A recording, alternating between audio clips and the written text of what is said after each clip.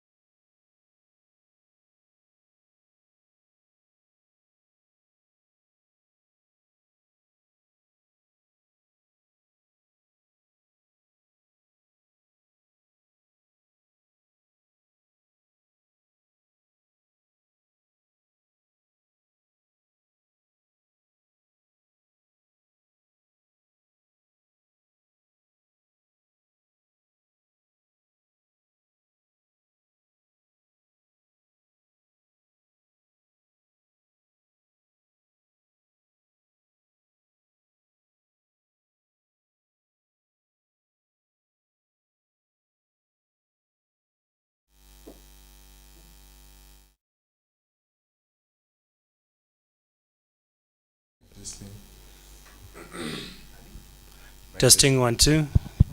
Thank you very much for joining us, and we look forward to a very interesting debate. We welcome you to speak in a language you are familiar with. If it's Swahili, if you want to speak in English, you are open to engage in either. So, okay.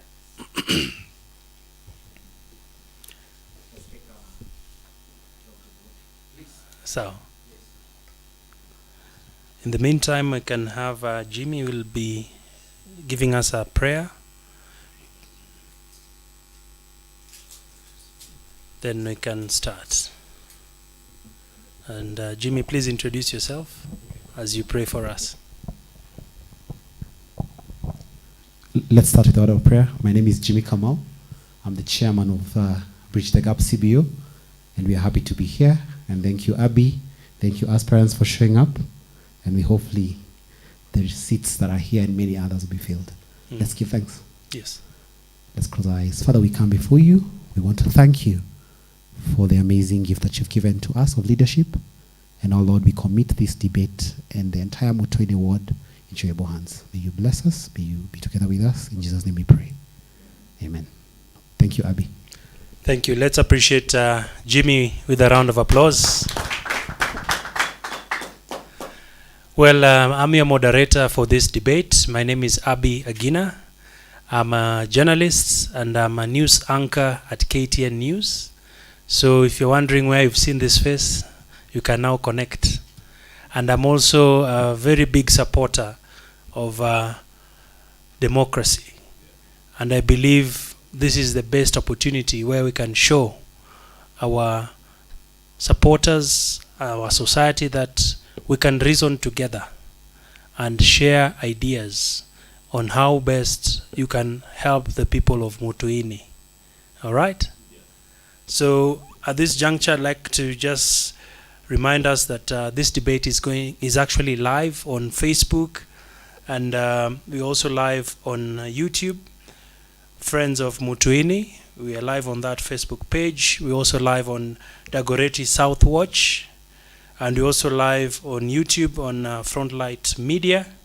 So we ask our various supporters and friends to share their questions, put their comments at the bottom of the page, and we'll be able to put some of these questions to the aspirants. Well, I'd like to introduce quickly those who are with us this evening, I beg your pardon. We have Moses Njenga Karuku with the PDU. Perhaps you can just wave to our viewers. How are you? Asante. We also have Dennis Gitahe Wairemo. Kabisa. We also have William Edith Ngene. Asante sana.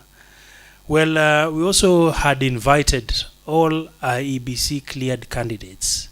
Some of them had confirmed, some pulled out last minute, others had received the invitation letters but they did not confirm. But the debate must go on. The people of Mutuini come first. Nobody is bigger than the people of Mutuini. All right? So I'd like to remind us that we'll be having this debate in an organized format where every comment you make, you shall ensure it is respectful and you do not utter disrespectful comment on your fellow aspirants. I also want to remind us that we shall observe time. We'll have a buzzer that will indicate to you your time is up. And every speaker has 3 minutes to make their point, and then we progress with the debate. Sawa sawa? All right. And at this point in time, I'd like to remind us that we had also invited Benson Joseph Mbogwa from UDA. We had also invited Wariara Irene, Jubilee. We had also invited John Nganga Mukiru from NAC Kenya. Yes. Joseph Kangari, DP. and Evans Shikoli, PPO. But tonight, these are the men who were courageous enough to come and face the people of Mutuini. And we appreciate them. Let's appreciate them with a round of applause. So I'd like to start off with the first question, which will be going systematically from this far end, where we'll have William Edith Ngene. Please introduce yourself and tell us why you're the right candidate for Mutuini. Asante. Thank you very much for that opportunity. My name is William Edith Ngene. I would like to first and foremost give thanks to God for giving us this opportunity to be here. And also everyone and the media people, thanks very much for putting this together and making sure that it happens. As I mentioned, my name is William Edith Ngene, aka Genewa Idevi. For those who are watching us from social media, Kai Devi. God above everything is my hashtag. I'm running as an independent candidate. I'm a producer, so I'm familiar in the space that I'm in. The other thing is that my mission is to be the next MCA of Mutuini Ward. It comes as a necessity because Mutuini is today a cosmopolitan ward more than ever. So the things that I'm posing and bringing on the table are the things that are needed by the people of Mutuini. And the reason as to why I chose to run as MCA Mutuini, I've been in the community space for the longest time because I've worked as a CHV. We were CHWs back then through AFIA 2, that is USAID, and we've done a lot of community activities. I've also done a lot of mentorship programs for our youth, a lot of activities with our women, a lot of activities also with our fathers, if I may say so, our fellow men in the community. So I feel that I'm the best candidate because I'm vast in the space that we are in Mutuini. And also, in and out of Mutuini, I've also touched base with spaces like South Sudan.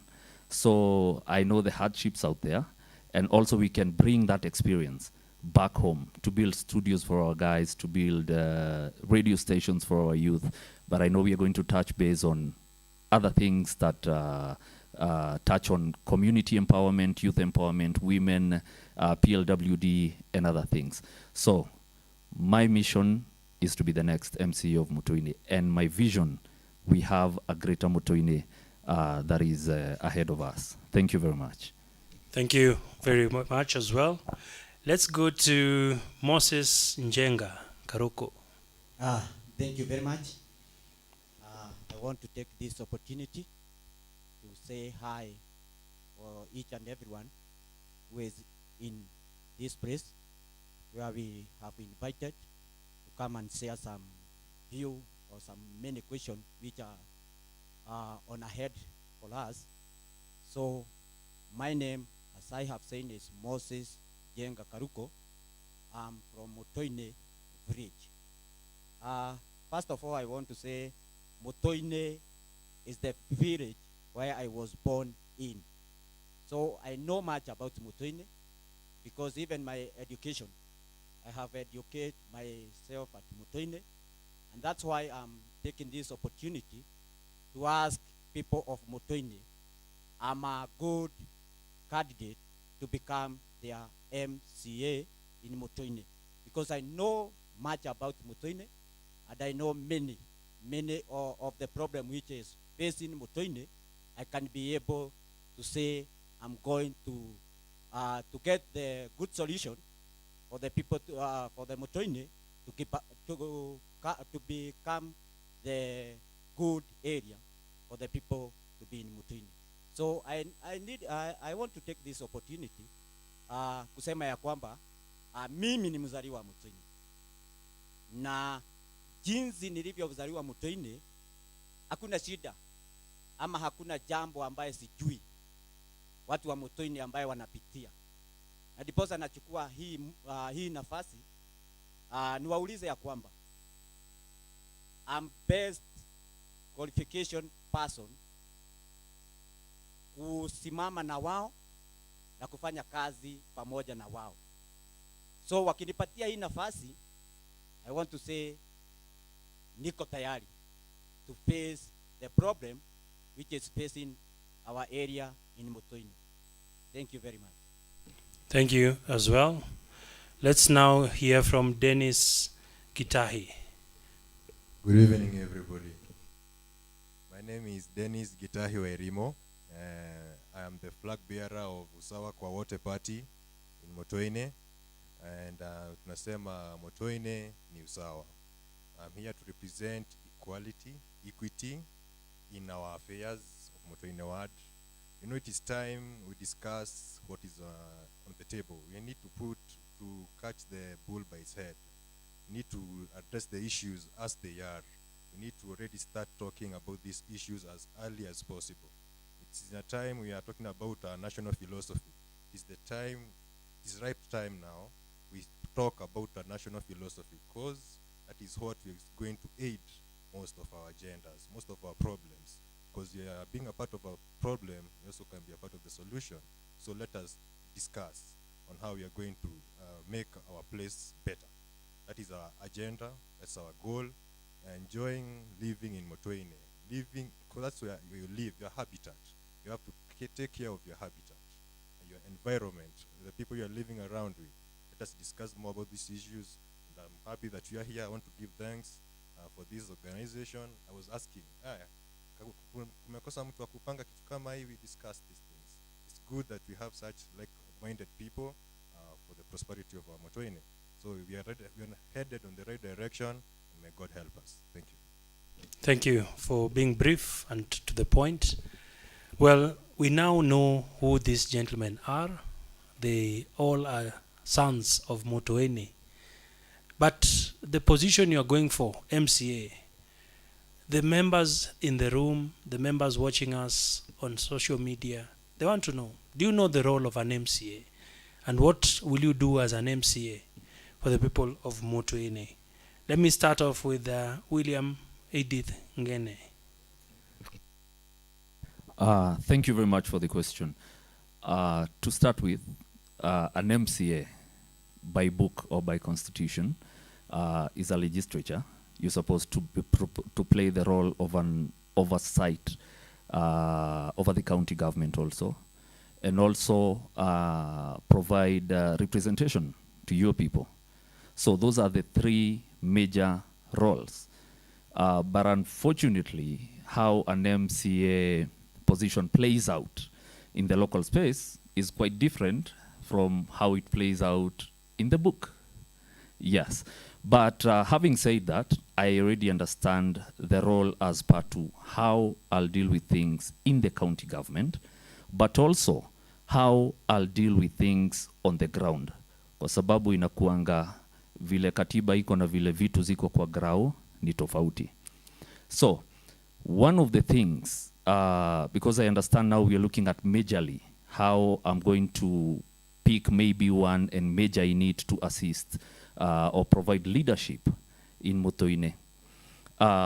During representation, that will be my key point, where I take representation and put an add-on, which is lobbying, because I believe your network is your net worth, and your net worth is your network.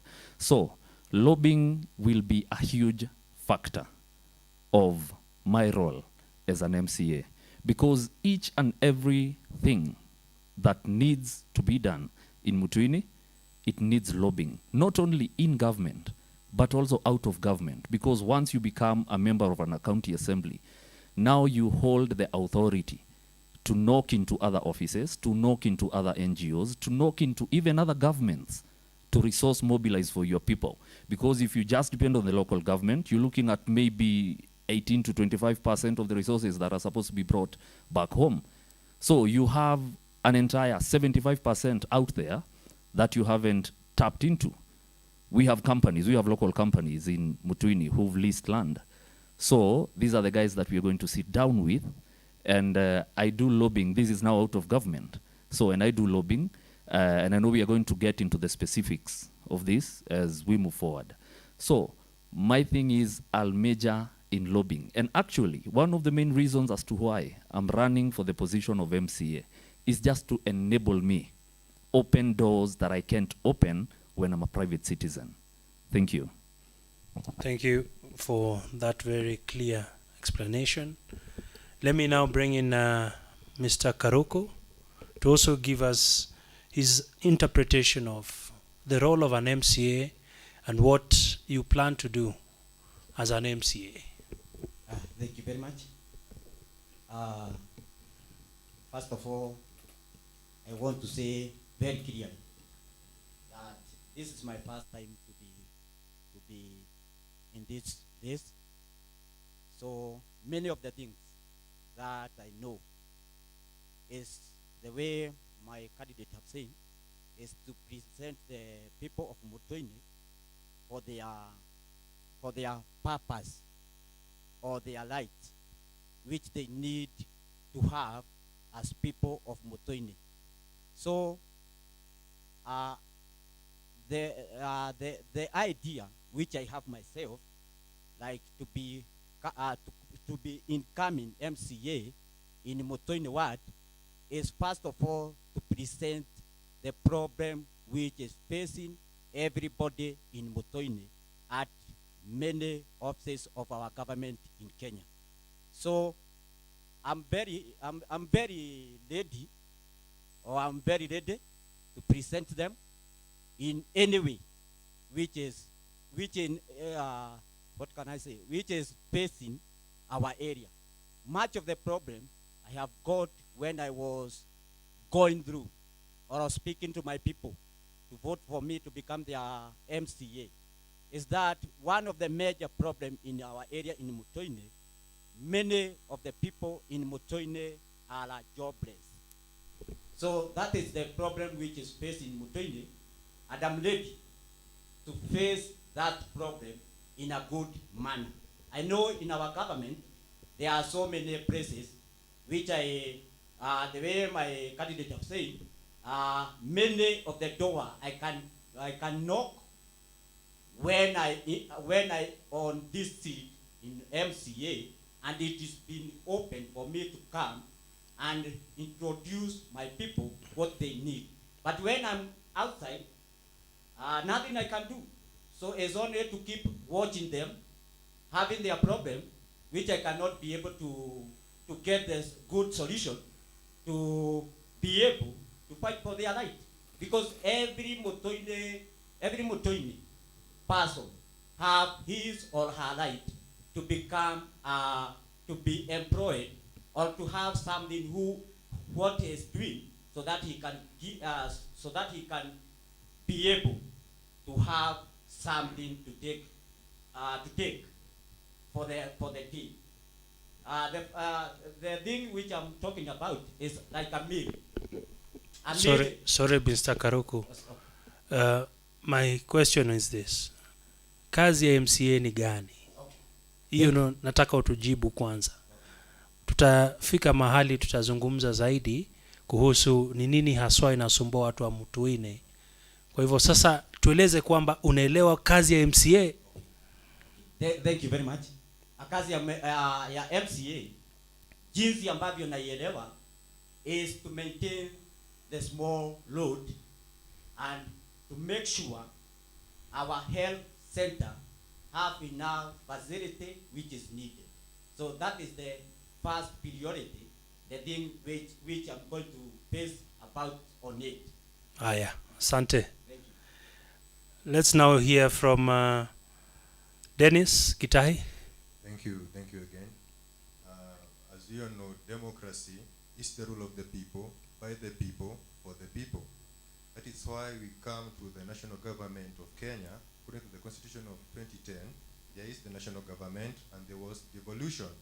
Because of devolution, there came about to be county governments. Now from the county governments, let me take this slowly. Like from the national government, there are members of county, there are three arms of the government. You have the executive, the judiciary, the legislature. Now it happened because of devolution, that was the same happened to our counties. Now there were introduction of 47 counties, Nairobi being one of our counties. Now the head of the county is the governor.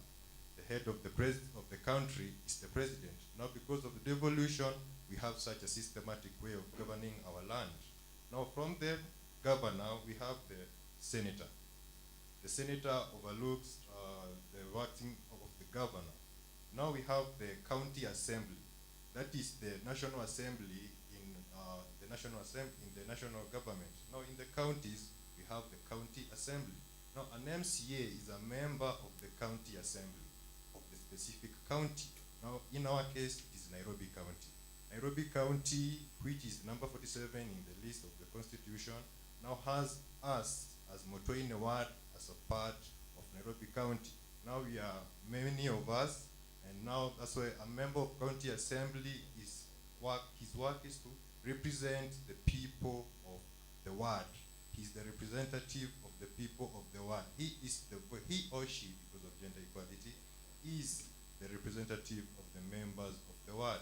Now, a member of county assembly is to go to the county assembly, where there is a speaker of the county assembly, and they are to legislate laws and policies for the county. That's the work of the MCA, and I'm there to do that. Asante sana. I want to still get back to you with the next question. And our next question is on education. As the next member of the county ward of Mutuini, education standards have not been at the best in the ward. And I'd like to hear from you, what is your game plan when you get into office? What will you do to tackle the challenges in the education sector? Education, as Nelson Mandela said, is the key. It's the key to the future. It's the key to brightness. Now you have to come to understand that in our ward, there are different age groups. We have ages from 1 year, we have 0 to 4 years. We have now from the age to 0 to 4 years, those are the small children. We go to the age of the preschool children. In our area, there are lots of children because God has blessed us in the area of reproduction. We go to the area of from preschool, we have primary going student pupils. From there, we have secondary going students. We have all the age groups in our area. According to that statement, it's good to observe that we have different kinds of schools in our area. We have ECDEs, Early Childhood Development Centers. We have primary schools. We have various primary schools in our areas. We also have private schools, and we also have a secondary school. In our area, we do have resources already. We have some pre-existing resources. Now, my agenda is these schools have been existing for quite some long time now. You can observe that maybe the locker that I was using in Mutuini Primary School might be still the one being used right now. The facilities in the areas are of very low quality, which... So what will you do once you get into office? Yes, once I get into office, I first help our people realize that this is the situation that we are having. We have a limited amount of space for our students to learn. The teacher ratio student is 1:47. We need to come up with proper ways, create more infrastructure for education, come up with more classes, come up with more libraries, because we do not have libraries in our schools, primary schools, for example. High schools, for example, there's better facilitation. I'll come up with better facilitation. We come to the area of bursaries. Most of our people depend on bursaries a lot in our area. I will make sure equitable distribution of bursaries to the needy persons that are required in our community, for the students that are required in the area. I will make sure also there is introduction of extracurricular activities like chess, which are good for entertaining and for brain creativity. I need to have students and pupils that have high IQs so that we can handle better of our situations. Thank you. Very elaborate plan. Just by the way, Yes. are you a parent in any way? Not yet. God Not willing. yet. Yes, yes. Okay. But would you take your son or daughter to Mutuini Primary? I would want that. Okay. I want to create an environment that I'm happy and proud of taking my children to the local schools around. I want them to be the best of Sawa. the best. Okay. Bwana Karuku, what is your education plan, and what would you like to do once you are in office? Thank you very much for that question. First of all, our education is very low. When I was in school, when I usually see the teacher is coming into her or she her lesson, I fear the teacher. So that make me to be very low when I was in classroom. So this question I was trying to face very kindly. What am I going to do so that the school can be very up in a high qualification?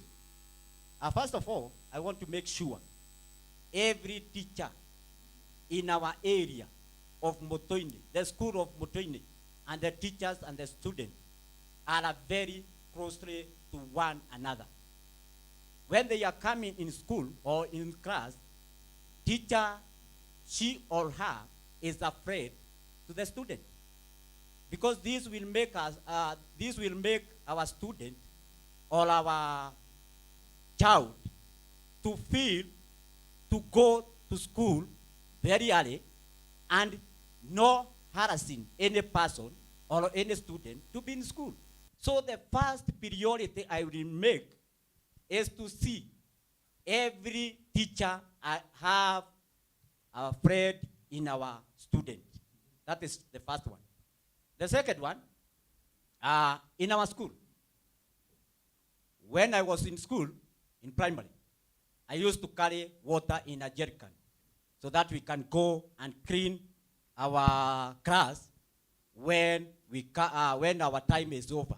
Which year was this? It was about 1990 something. I cannot be able to Proceed. okay. Endelea. So that work was very hard to me, to carry a jerrycan of water and also to carry a bag. When I was walking in school, I must have a jerrycan of water and a bag. So that was very hard time for me. So I want to make sure our school in our area, water is full and is in from morning up to the evening. Our school is having enough water. So that is the second one. The third one, our school, like Mutuini, which is my neighbor, and is the school which I was attending when I was a student. And I say thank you for that school. The third one, I want to see. Sorry, your time is up. Oh, okay. Thank you. Bwana Ngene, what is your plan for the education sector? It's very important for us to understand what the problem is so that we come up with a solution. If you go into the Education Act 211, it states that a class should have in between 40 to 50 pupils, with an average of about 45 students or pupils per teacher. Let me present a problem to you. A very perfect example, Gitiba Primary School has 2,188 students today. And we don't have an extra class in Gitiba, apart from the one just built recently. It's an ECD, the CBC program, okay? So that gives you an average of about 110 kids per class. So even if a teacher was to mark a composition and take 1 minute, they'll spend 110 minutes, correct? So that tells you we already have a problem in our public schools. So what will I do to eliminate this problem. One, infrastructure, infrastructure, infrastructure. I go back to my first point, which was lobbying. We have land, yes. Do we have resources? Do we have the money from the government to build these schools? I don't think so. And if the money is there, it doesn't get to us, right? So, let me just mention what I'm trying to do now, before I even get there, God willing. I'm still negotiating with the government of Japan, with the embassy of Japan, sorry, so that we can have at least 12 more classes across the 4 schools that we have. Maybe in Gitiba, where we have the highest population, we can have at least 4 extra classes. In Kirigo Primary, which follows closely with 1,150 students, pupils, sorry, maybe we can do 3. In Dr. Mudira and Mutuini, they are fairly good, so maybe we can do 2 on average, right? So this is a part of an elaborate plan that I have when it comes to the education system. But away from infrastructure, let's touch on building the capacity of the student. Mentorship is key, because when you raise the self-esteem of a child, you're building a future leader. When you build the self-esteem of a child, you're building a person for the future. Because at the end of the day, when I go to these schools and talk to these kids, because we are from the same locality, I schooled in Dr. Mudhiora. Back then we used to call it Muriambogo. Okay, I understand my time is up. Your time is up. Okay. Let us be very straightforward with our points. I'd like to still stay with you as we talk about security in the locality. When it hits around 9 p.m., you can rarely see people walking at night. And this is because there are not enough street lights. There's also the fear of insecurity. As the next MCA, what is your plan on enhancing security, especially in an area where we're just next to the bypass and there's a lot of opportunity to do business at night? True.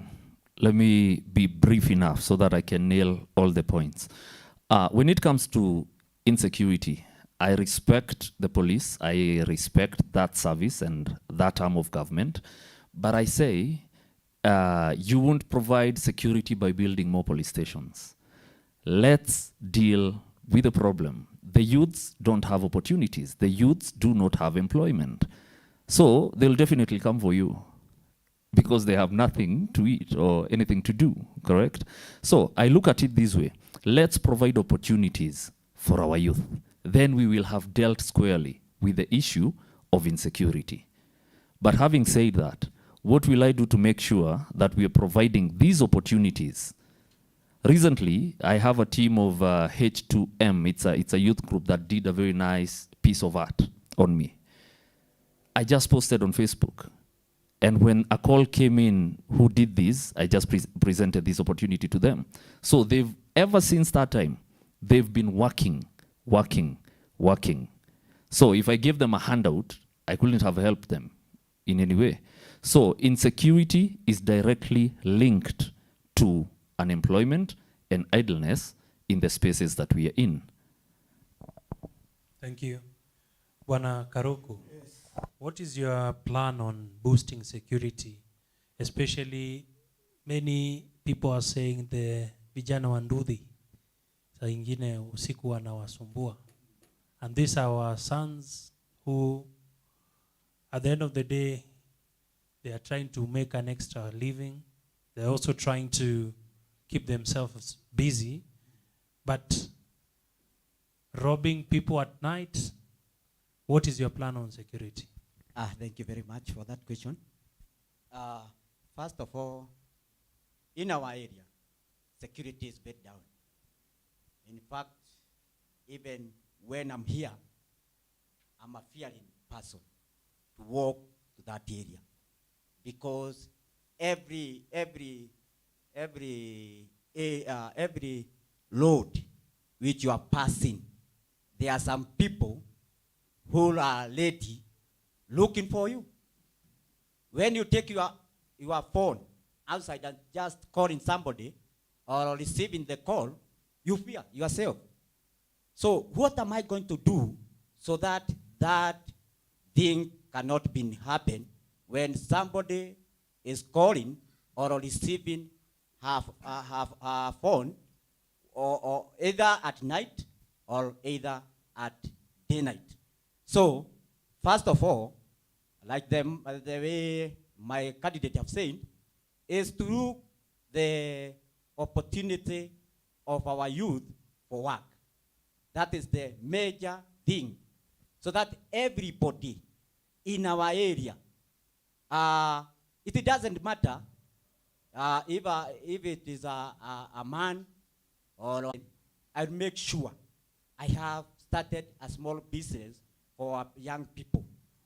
The first one is to make sure there are many car washes in our area, kazi kwa vijana, so that we can make sure every person in our area, she or her, have something in her pocket, so that in night or like time like this, everybody is tired. Nobody can wait for you in the road because the day was very, yani siku mzima ameshinda kwa hivyo hata kuwa na mawazo ya kudhani ati akisimama kwa barabara akute mtu kama wewe utaweza toka kitu kidogo ili aweze kujiendeleza kimai. Kwa hivyo nita make sure every person in my area have he or her work. That is the first one. The second one, oh sorry. Your time is up, but I like your point on kuhakikisha watu wako busy usiku wanalala tu. Can I answer the next one? No, it's okay. No. Your time is up. We need to hear from the next aspirant, and this is Gitahi. Yes. Because Bwana Gitahi, wengi wanangoja kusikia pia upande wa kuboresha usalama usiku. Manake hata sasa hivi vile tuko hapa, vile amezungumza akisema kwamba kuna dalili ya kwamba tuko salama. Kama future MCA, ungefanya vipi kuhakikisha umeboresha usalama katika wadi hii? Asante sana.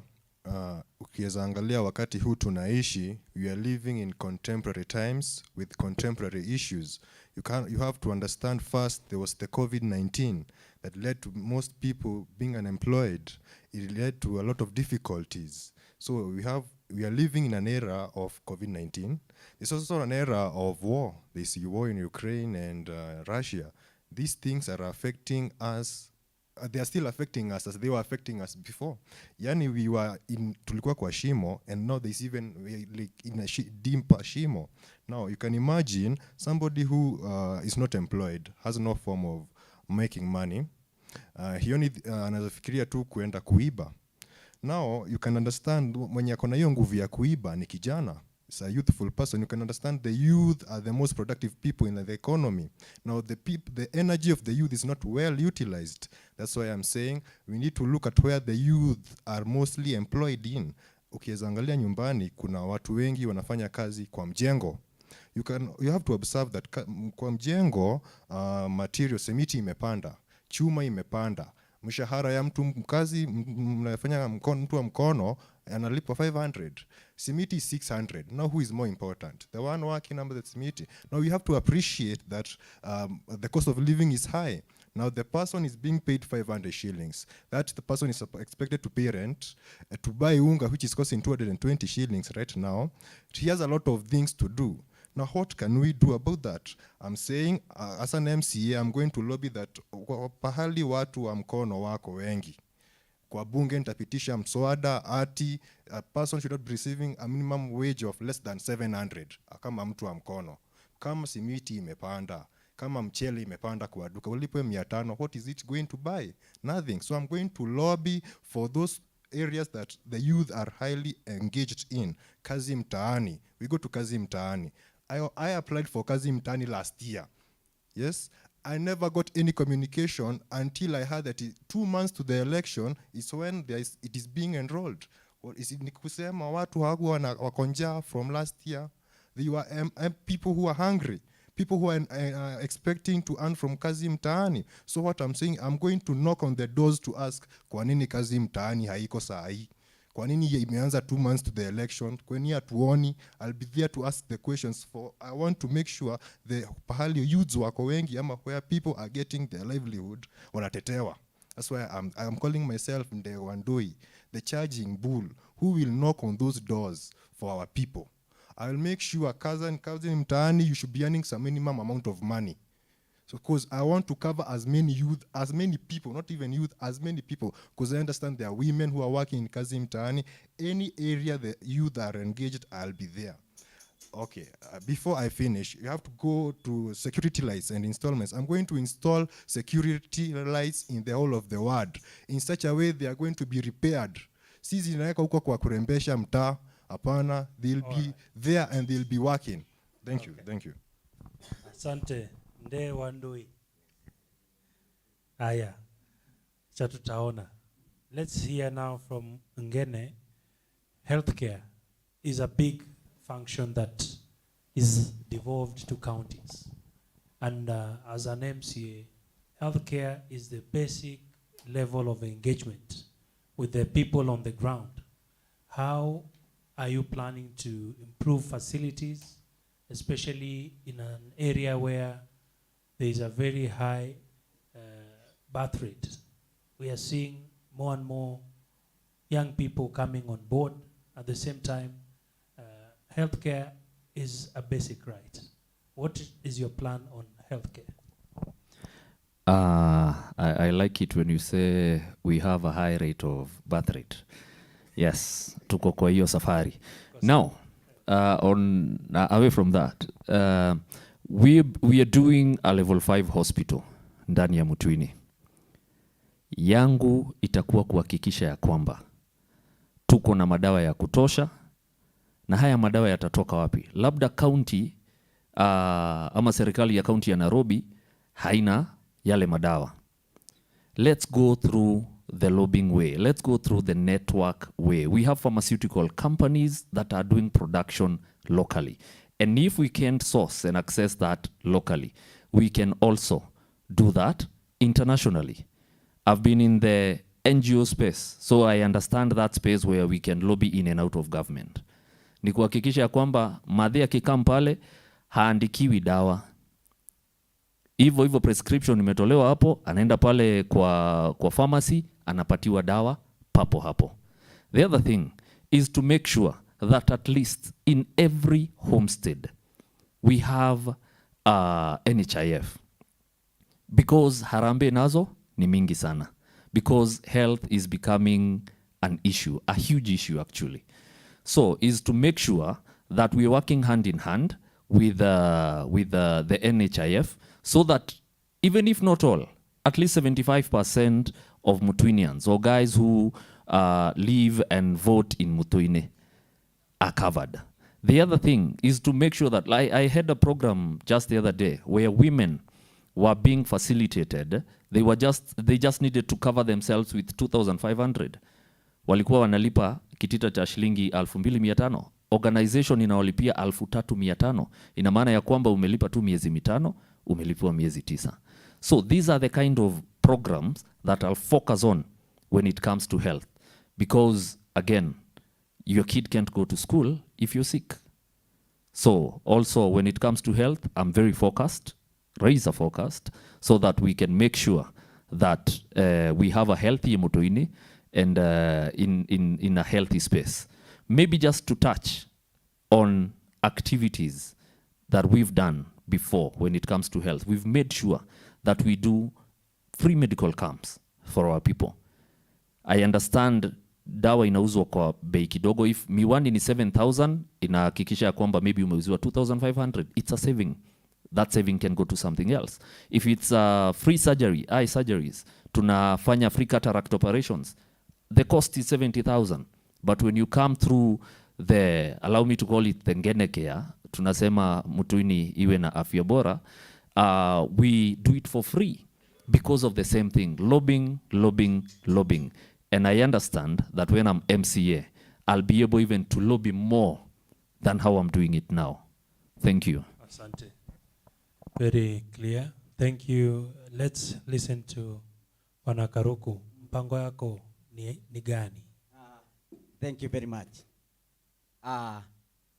Kwanza niseme upande ya health, hiyo ni ya maana sana kwa kila mmoja wetu. Na ni lazima na ni jukumu yetu sisi kama viongozi ama kama mimi kiongozi ambaye natarajia kupata hii kiti ya MCA Mutuini Ward. Kwanza kabisa, I will make sure this 20 shilling is charging in our hospital for card. Ati ndio upewe card unalipa shilingi 20. Then the process go on. Ukifika kwa madawa, there is another money you are needed to pay so that you can get enough medicine. What am I going to do?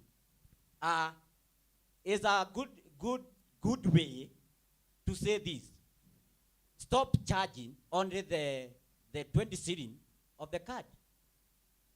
Charge the money which everybody is going to have a card and also to have the medicine. So the whole process of the going to the hospital is not hatutafika pale kwa madawa tena you are given a card, another card to go to chemist so that you can get another to buy medicine. What am I going to do is the whole process to be processed in that hospital. Not even kazi ya kwenda chemist, labda mtu mwenye amegonjeka akiwa nyumbani, lakini sio mwenye amegonjeka ameenda hospitali ni kutafuta matibabu alafu unamwelekeza aende chemist. Hiyo haiwezekani. Tutafanya nini? Ni kuhakikisha ya kwamba kama ni pesa ya kulipa, tulipe the whole amount. Kama ni 100 tuweke charges 100. Na ukienda kwa hospitali na ukitoa hiyo 100, kila kitu ama kila process upate pale. Kama ni chemist tuende chemist kama sisi tumegonjeka tukua nyumbani. Lakini ukienda hospitali kuwa na chochote ambayo unahitaji katika hospitali.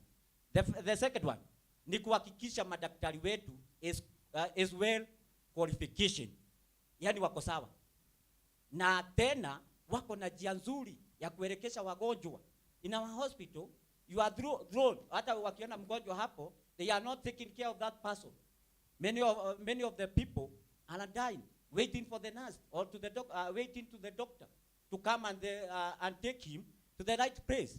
So nitahakikisha ya kwamba madaktari wetu ambaye wako kwa station zetu ama mahospitali zetu wanasikizana vizuri na wagonjwa. Mgonjwa akija usimwangalie tu, just take time to help that person because in a danger. Asante. Na nataka sasa tusikie kutoka kwa Bwana Gitahi, na pia nataka niwaruhusu kama aspirants wakati wenzenyu wanatoa points zao, kama unaona ni kitu haiwezi timizwa pia unasema. Manake it's a debate. We must come out with strong outcomes. Yes. Bwana Gitahi, Yes. you have the floor. Thank you very much.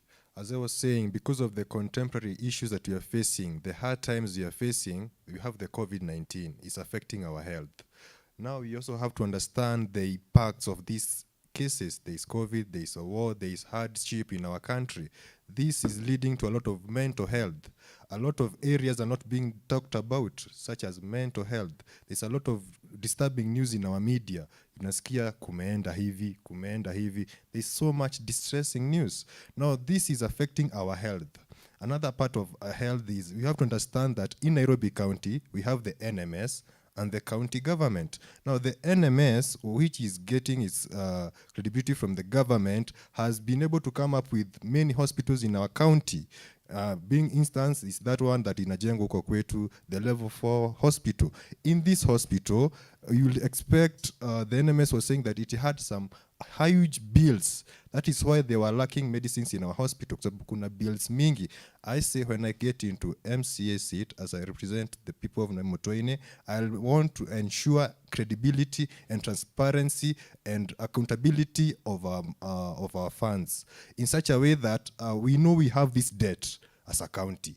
We know there's this medicine that KEMSA, we have this debt to KEMSA. How are we going to pay it so that our hospitals have medicines? Because as you have heard, unaendanga kwa hospitali, unaambiwa, chukua hii kadi, tena uende ukachukue dawa huko nje. That should not be the case. Because everybody I myself go to that hospital. So I want us to have health centers that are well storaged and facilitated to have the required tools for operation, so that you don't have to go to get an X-ray from a different hospital. We want to have well-endowed hospitals for our well-being. Even in these hospitals, we should be having a mental health facilitation in such a way there is talks, even a psychiatrist or somebody who can go and talk to about your mental health issues. You can also get to home, you'll find to understand that the young people are much engaged in a lot of drug use. Okay. We need yes. Okay. Maybe from just a point of information. Just I can proceed. I can interject. Yes. Yes, it's just a point of information. We already have a mental health counselor at Mutuini Healthcare, yes, and they always come from Monday through to Thursday from 8 to 5 p.m. So I think it's just an enhancement, not actually bringing them. Yes, an enhancement on that and awareness on that. They should be people should be well aware of them, that I can go to Mutuini Hospital and get this treatment. Because people, I could only go through some small posters.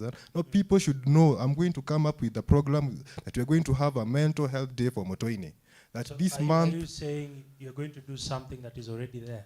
I'm going to do. That's actually what he's saying. I'm saying now. You see, we don't have a specific day. Now we are going to have a walk, like kind of a walk. Okay. This is a month for Mutuinians to talk about their mental health. Sawa. Yes, that's my idea. All right. Yes. And I like the way we are going. And just to remind our audiences, we are live on Facebook.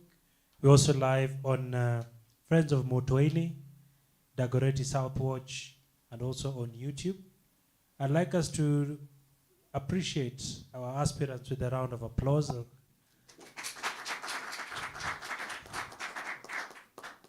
Because they've been putting up very strong points when it comes to what they plan to do.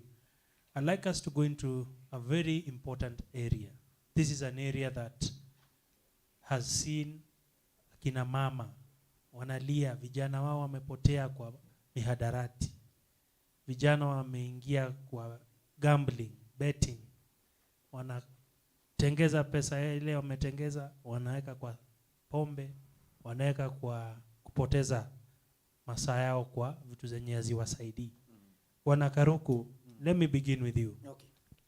What is your plan upande kutatua swala kuu ya mihadarati na vijana kupotea katika kutumia madawa kama haya? Asante sana kwa hiyo swali. Ni swali ambaye imenisumbua kwa muda sana. Nikitaja tu mahali kidogo ambaye kunajulikana na wengi wetu wanapajua ni hapa Dagoretti. Opposite hapa building, there is a building there. Then opposite there are so many people, young people who are sitting there from morning to the afternoon. They are just taking their medicine there. And that is a very, very dangerous. Medicine? Not the right medicine. Be specific. Madawa ya kulevya. Sawa. Na hiyo madawa ya kulevya imeharibu sana watoto wetu. Na wengi wao hata mashule wamewacha ili waweze kuingilia kwa zile dawa za kulevya. Na there was a process going on the other 2 months ago. Kupenya pale na kusema enough is enough. Tumesaenda pale na kusema imeisha. Na mimi nawaomba tu watu wa Mutuini, wanaponipatia hii kiti ya MCA, I'll make sure that particular place where madawa ya kulevya inapatikana pale, ile njia ambayo ninaweza fanya ni kuhakikisha wale watoto ama wale vijana wazazi wao, you know, I'm a parent, mimi ni mzazi, na wakati mwingi huyu kijana akitoka mahali pale anakuja na ukali mwingi sana nyumbani. He need food, nataka chai, nataka kiatu nunulio na mzazi, everything he need to be to process from their parent. Yes. Kwa hivyo nitahakikisha ya kwamba huyu mtoto sahani yake ya nyumbani ya mama, nihakikisha hakuna mzazi yoyote anapatia wale watoto chakula jioni. I will make sure hiyo imeisha, sahani yao tukatekate tutupe, so that we cannot ili tuweze kuwajulisha ya kwamba ukishinda mahali umeshinda, sio uje hapa utafute chakula. Hapa sio kazi tunakuja kufanya. Hata hii chakula tumepata kwa leo, sisi hatu kushinda, tumekaa chini ndio hii chakula itupa. Kwa hivyo nitahakikisha ya kwamba hao watoto, Bwana Karuku, si wanasema mtoto anakuja na sahani yake.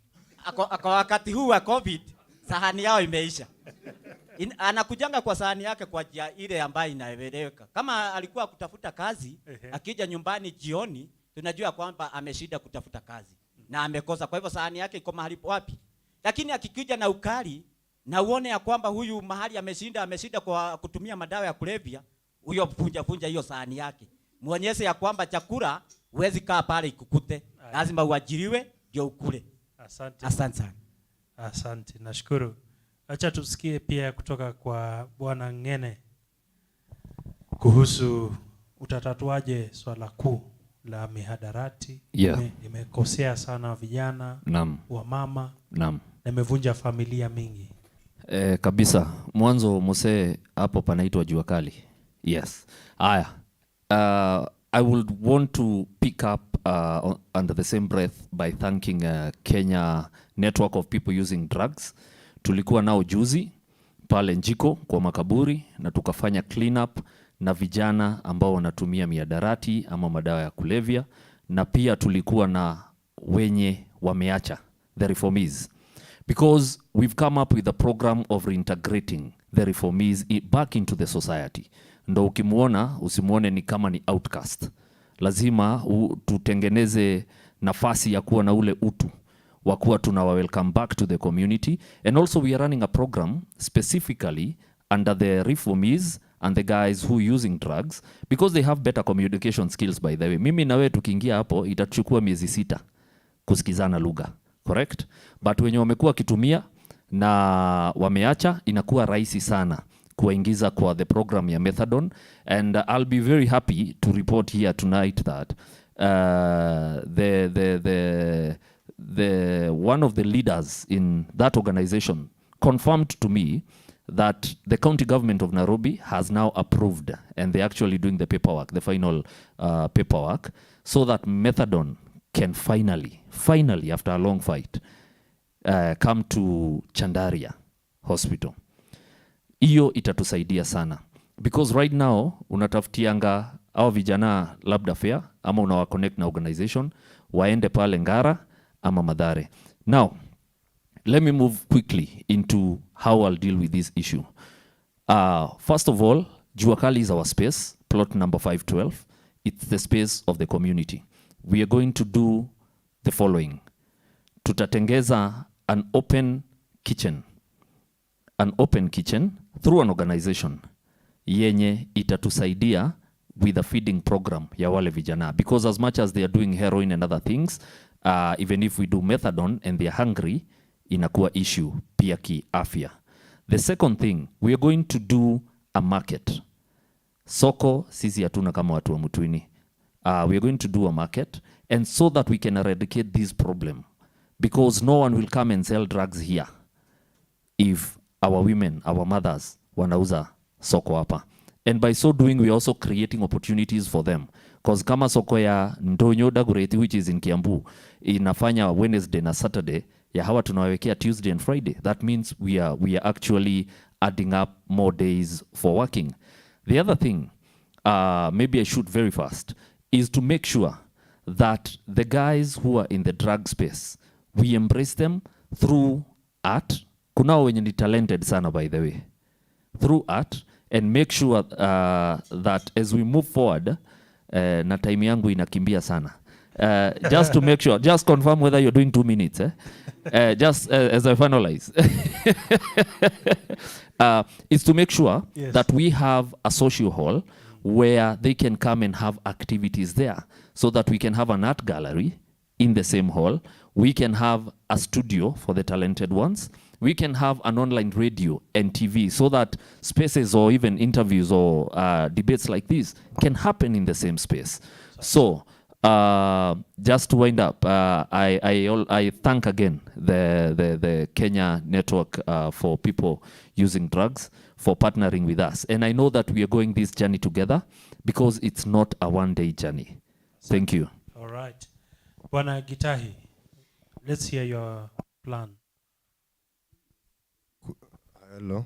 The Kikuyu have a proverb that says, "Itaritare du ehurago na jogomemwe." It says, it goes like this: a baton that is not like-minded, have no game plan, they can be beaten by just one stroke of the cane. So I bring about by case of national philosophy, cohesion. As you can recall, from the time our republic was born, there was Harambe. It was a way of national philosophy. There was Nyayo. It was a national philosophy of love, peace, and unity. Now it is time for us to have a philosophy for our time. We have to understand that we have to work together. We have a long way to go, understanding that these people that are doing drugs, why are they doing drugs? What is the main cause of them being there? Are they getting money early in the day ili wanapata pesa ya kwenda kutumia kwa drugs? Ama ni nini, hawana pesa pahali pa kupeleka pesa? Ama wanasumbuliwa nyumbani? This brings about the case of gender-based violence at home. Unapata mzee anajulikana nyumbani na kukunywa pombe mapema apotelee bibi. So we need to handle these cases slowly. I'm saying that it's a long journey. The very nene a journey of 1,000 miles start with one step. We are going to start this step together. That's why I'm here, Usawa kwa wote. We start this journey together as people of Mutuini. We have a long way to go, but if we start it together, we have no mountain that is going to beat us. Now the people that are doing drugs because of escapism, of availability, we have so many issues affecting us. So there's sensitization that needs to be done. We need to sensitize our people on the effects of these things daily. We need to show them. We have brands around our area. The effect of cat, the effect of bang, the effect of dairy drinking. What is it doing to your health? Which is taking us back to the story of health. Drug abuse and health are interlinked, because hapo utapata mental health, mtu mwingine amepata accident sababu he was drinking and driving. So we have to approach these areas pole pole and we talk them out. We lazima tusaidiane. How are our youth there? That's why I'm saying I'm youth. I'm the youngest contestant in Mutuini MCA. I believe I'm just 26 years old, and I'm here to show hope, to bring hope to the parents, to show them that these youths can do something. There is hope for the future. There is hope for this Mutuini youth. And we have to work together as one. Gitahi, yes. You've said you'll sensitize people better. Yes. What is your next point? After sensitization, yes, is eradication. There's too much availability of these things at home. What are we going to make? How are they getting here? Are there corrupt policemen? What is the area of entry? What are we going to do about it? And we are going to need to do more campaigns. That's what I'm saying. We are going to need a calendar of events in our country, in our ward. In such a way, we are going to have a calendar of events for our ward. We are going to be having walks, healthy. You know, we organize forums, morning forums, morning jogs, for us to appreciate the idea of mental health, mental health, well-being, a holistic well-being society. All right. Yeah. Asante. Your time is up. Now, as his time goes up, Yes. it's important to mention that in that space of health, we've already been doing these walks. So, Nothing new. All right. All right. I want us to tackle a very critical point. This is on unemployment. Unemployment remains a big challenge for Mutuini, especially looking at the insecurity, looking at drug abuse. All these are interlinked to an unemployed population.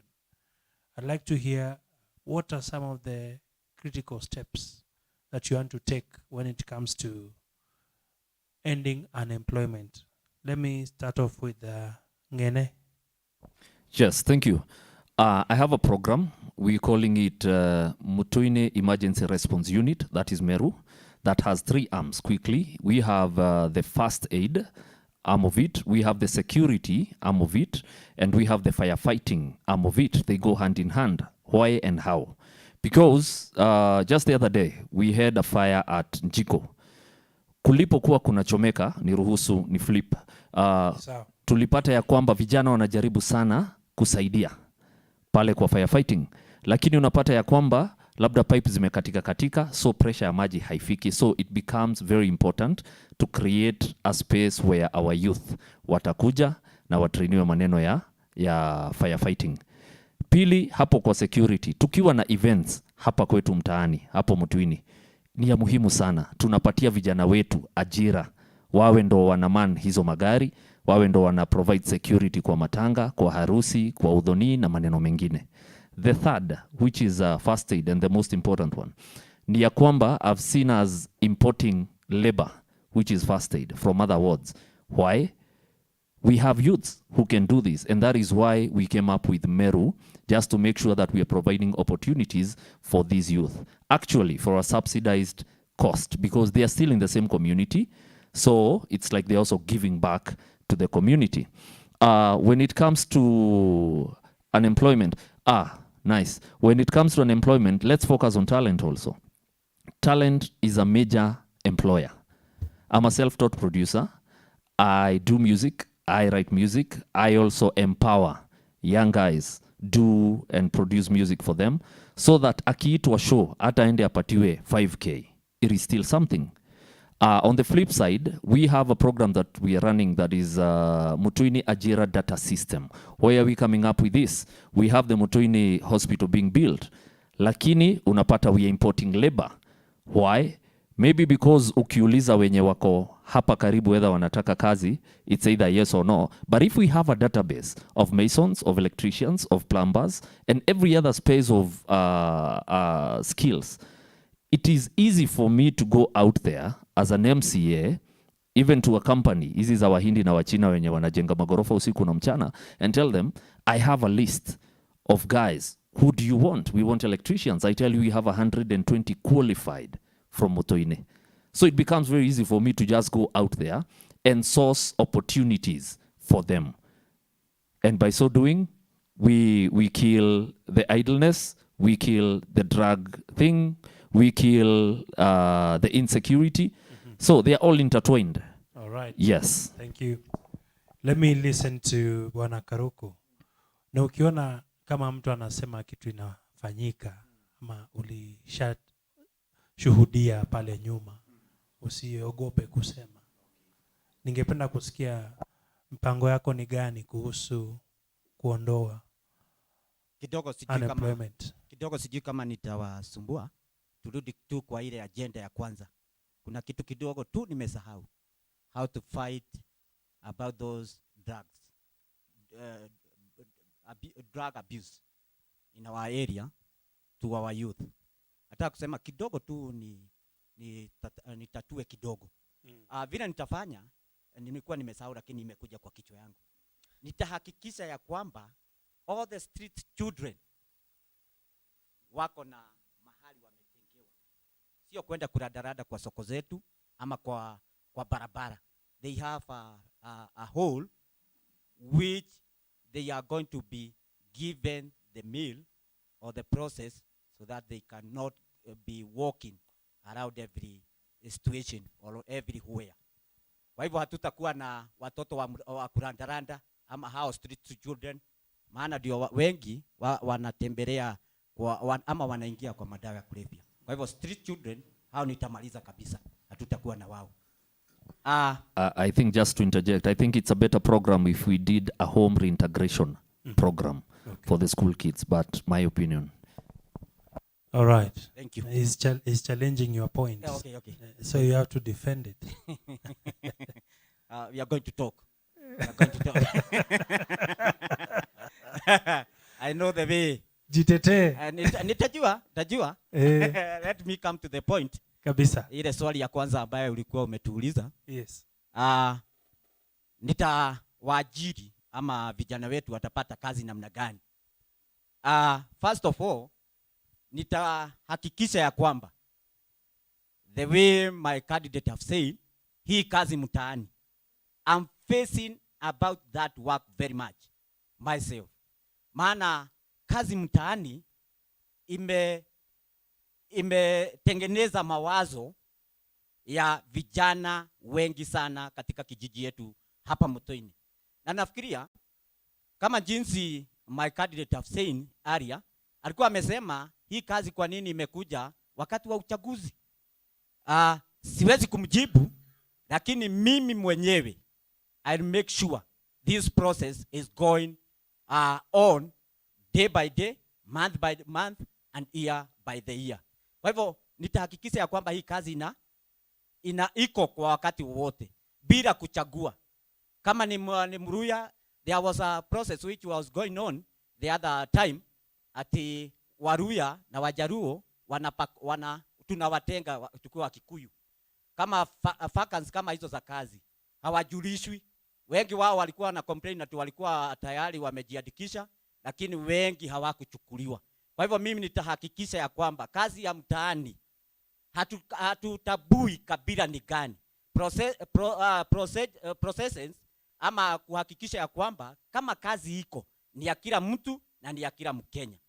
The second one is to make youth wetu, our youth, wako na every equipment ya kazi hii ya car wash. Maana hiyo kazi ndio naona sana sana kijiji ya Gong. Nilikuwa Gong last time. I saw the process. Hiyo kazi inaendelea kwa wingi sana kwa vijana. Wanaweza kupata chakula yao ya kila siku. Kwa hivyo nitahakikisha equipment, car wash, mashini za kuosha magari, na pia kuko ninawatengenezea mahali pazuri. Hata kama customer anakuja, anapata mahali anaweza kaa akigojea gari yake ioshwe ama akigojea pikipiki yake ioshwe. Okay. Kwa hivyo nitahakikisha ya kwamba kazi mtaani iko na vijana wetu wanapata kazi bila kupagua kabila ni gani, na kazi itakuwa inaendelea kama jinsi ilivyo sehemu zingine. Thank you very much. Bwana Karuku, unajua kwamba kazi mtaani inashikilia kazi tofauti. Kwa kukata nyasi, kuna watu wa kusafisha mitaro, na kwa Kenya sasa hizo ni kazi nzuri kwa vijana wetu. Jibu tu kwa haraka, sio kazi nzuri sana. Lakini kwa hii wakati ambaye tuko, COVID imetufunza mambo mengi sana. Many of our people who were in school those days before COVID ikuje, walikuwa target or their mind was digging to work at offices. No anywhere. Lakini wakati COVID ilikuja, ilitufunza kufanya kazi bila kuangalia. As only upate pesa, ufanye kazi upate pesa. Tukienda pale dukani tupange laini, wewe ukuje na pesa ya ofisi na mimi nikuje na kazi ambayo nilikuwa na katakata nyasi ama kunini mitaro. We are going to buy the floor of wheat together. Wewe ukipeana yako ya ofisi na mimi nipeane yangu ya mitaro, tutauzio. Kwa hivyo tusipague kazi wakati huu ambaye tuko naye. Tuko chini sana kama Wakenya. Kwa hivyo wacha watu wafanye kazi ile itapatikana. Lakini kama kwa ofisi ziko na vijana wetu wamesoma, kisa nitachukua hiyo jukumu ya kuhakikisha ya kwamba our office zenye ziko katika area yetu ya Mutuini, vijana wetu they are the first priority to be given that chance. Kwa hivyo nitahakikisha vijana wetu hata kama hakuna kazi hizi za mitaro na hakuna kazi za ofisi, biashara za kuosha magari ama biashara zingine nitaki. Biashara kidogo kidogo. Kama vile niseme kama vile tunaambiwa bottom up ni kuinua huyu kijana wa chini. Kwa hivyo hata mimi niko pale katika hii Mutuini yetu. I will pull our people to become high. Asante. Bila kujali ni kazi gani tunafanya. Thank you very much. He mentioned weed and now he's mentioning high. I don't know the connection. You're being cheeky. Now, Bwana Karuku, umesema kitu ya maana sana kuwa usawa kwa wote. Kazi yenye mtu anafanya isibaguliwe. Asante. Provided ni Mkenya na anafanya kazi. Haya. Okay, sorry. Sawa sawa. Wacha tusikie. tusikie. He is in Kenya. Okay. And he is a citizen Kenya na anafanya kazi yote bila kwenda kuiba. Kitu baya hapa hatutaki ni mtu aibie mwingine. Lakini kazi yote ukipata. Chapaka. In fact, my brother, the old one, my brother, alikuwa ameapply kazi. Akaambiwa ile kazi imepatikana is only city mortuary. Alishangaa sana. How can I go to city mortuary to do work? Nikamwambia kama ni mimi nikaitio hiyo kazi, I can go. Actually, they make a lot of good money there. Yes. Yes. It's a good work. Wera ne wera. Wera ne wera. Aya, Bwana Kitahi. Yes. You once applied for kazi kwa vijana. Yes. And you confirmed that you only got a chance 2 months ago. I never even got the chance. You didn't get the chance at all. No. But I'd like to hear you. What is your plan on unemployment? Because we are in a very fertile county. And Moto is in a very fertile area. Yes. From red soil, water, Yes. is an area that can do very well for agriculture. Yes. I'm not hearing any of the aspirants talking about this. That's why you've gotten to me. Now, I'm going to start by saying I have a diploma in business administration from the Cooperative University of Kenya, a degree in commerce. And yet, because of our economy, there are lots of graduates graduating from school. So we have skilled labor, educated people, and non-skilled persons. We need to have a proper database of these people so that we can know what we have. I'm talking about we have resources. We ourselves are a resource. I am a resource for Mutuini. I being Getahi, I'm just a resource. Now I'm saying we have to use the available resources that we have. Let's go to the construction of the hospital. I'm saying most of the youths who are employed there should be getting a fair minimum wage. Si ati unaenda kufanya kazi kwa hospitali unalipwa 500 na hiyo ati yezi nunua sukari jioni. So in the area of any area, for example construction, those people should be having a standard minimum wage. Allowance ati ukifanya kazi ya mjengo unalipewango hii pesa. Ukienda Nairobi, ukienda Kashui, ukienda any place, let it be standard because of our people. We go to the area of kazi mtaani. This is a program by the government to help in cleaning the environment. That is affecting us. While unaishi panahitaji kuwa pasafi. Now there was this issue at home that people who are enrolled in kazi mtaani are going to clear sijui Kabiria. Now I asked myself, kweni kwetu hakuna uchafu? I'm going to ask such questions. They need people to kama kwetu. If people are cleaning Kabiria, they should also have people cleaning our home. Mazingira yetu iwe safi. There's a lot of area disturbing me. The diaper, you can go around home, you'll see some diapers everywhere. Now we need to be innovative, come up with ways of clearing such ideas. Now, kazi, as I have a degree and I was applying kazi mtaani, which means, as you have asked him, ati nikwenda kusafisha. Now we are in a point in Kenya, hatuwezi chagua kazi, because we are living through hand to mouth. Hapo ndo tuko. Now we need to come up with ways, innovative ways. In Kerigo, Mutuini Ward is an agriculture area. We can do agroforestry. We come up with ways of ensuring, because we have by annual rainfalls in our area. We have March to May, experiencing some 768 millimeters. We go to September to December for the short, and they have not been coming. There is climate change. So we need to understand what we can do with what we have. We use the pieces of land at home. We can come up with the other better ways of other crops, because right now it's maize and others. Now we need to come up with better ideas. I was thinking, because Usawa kwa wote hii ni chama ya Mwangi wa Iria. Huko Murang'a amepatiana hash avocados. Tuingie into agriculture. We need to venture into various ways as youth, because we are the most productive people. So let us use our energy well. And how are we going to do that? We venture into entrepreneurship. We come up with better ways of making money. I'm going to lobby for better incentives for the people working in Nairobi County, in our ward, in such a way when you want to start a business, you have some levies in licensing. You don't have to be charged expensive. It's a way of making money for the county. We need to have some incentives to caution us, because we're experiencing hardships. And here the Hindu point to the age of Kali. It is quite Kali. So we need to understand each other, to saidiane. And networking, we need to have a base of network.